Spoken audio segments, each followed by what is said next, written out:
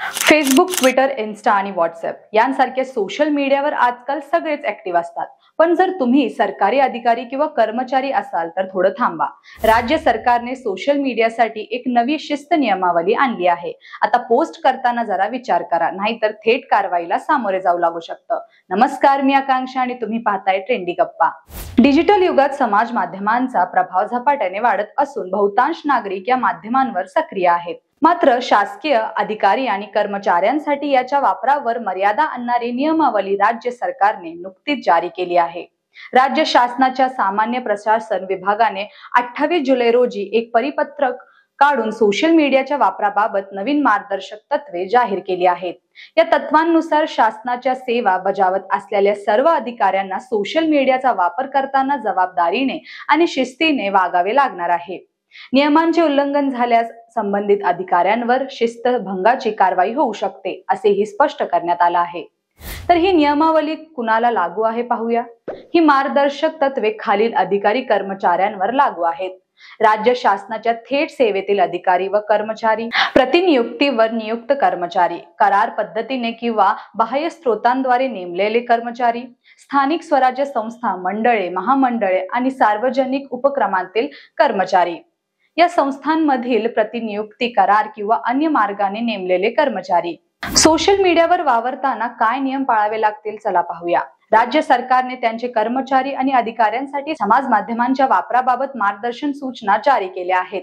राज्य शासनाच्या किंवा भारतातील कोणत्याही शासनाच्या धोरणावर प्रतिकूल, टीकात्मक पोस्ट करू नयेत। शासनाच्या प्रतिमेला धक्का लागेल असे वक्तव्य टाळावे।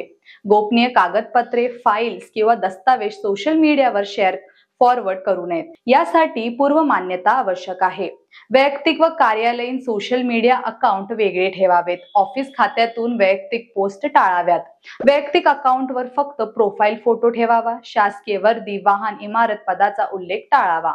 तसेच वर्दीचा किंवा शासकीय वाहन, इमारतीचे फोटो, रील्स आणि व्हिडिओ अपलोड करू नयेत। केंद्र व राज्य सरकारने बंदी घातलेल्या वेबसाईट, ऍपचा वापर करणे टाळावे। शासकीय योजना किंवा उपक्रम प्रचारासाठी केवळ अधिकृत आणि अधिकृतरित्या नियुक्त अकाउंट वापरावे।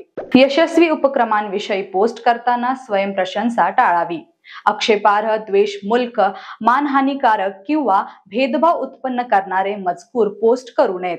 ऑफिसमधून बदली झाल्यास कार्यालयीन सोशल मीडिया अकाउंट सुयोग्यरित्या हस्तांतरित करणे आवश्यक आहे। कार्यालयीन समन्वयासाठी व्हॉट्सअप, टेलिग्राम वापरता येईल, पण ते देखील जबाबदारीने।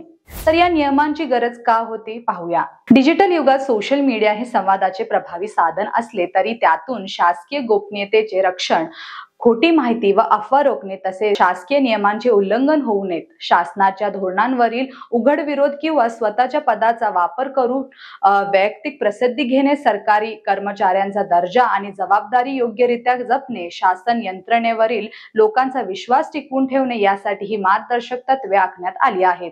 तर नियमांचे उल्लंघन केल्यास काय कारवाई होणार आहे पाहूयात। या नव्या मार्गदर्शक तत्वांचे उल्लंघन केल्यास महाराष्ट्र नागरी सेवा नियम 1979 आणि महाराष्ट्र नागरी सेवा नियम 1979 अन्वये शिस्तभंगात्मक कारवाई केली जाईल। शासनाच्या या नियमाचा उद्देश सोशल मीडियाचा वापर करताना जबाबदारी आणि शासकीय यंत्रणेवरील जनतेचा विश्वास अबाधित ठेवणे हा आहे। त्यामुळे शासकीय कर्मचारी व अधिकारी यांनी सोशल मीडियाचा वापर करताना या नव्या नियमांचे काटेकोरपणे पालन करणे आवश्यक आहे। म्हणूनच जर तुम्ही शासकीय सेवेत असाल तर सोशल मीडियाचा वापर करताना ही नवीन नियमावली काटेकोरपणे पाळा। पोस्ट करा, पण जबाबदारीने। हा व्हिडिओ आवडला असेल तर ट्रेंडी गप्पा YouTube चॅनलला सबस्क्राईब करायला विसरू नका। धन्यवाद।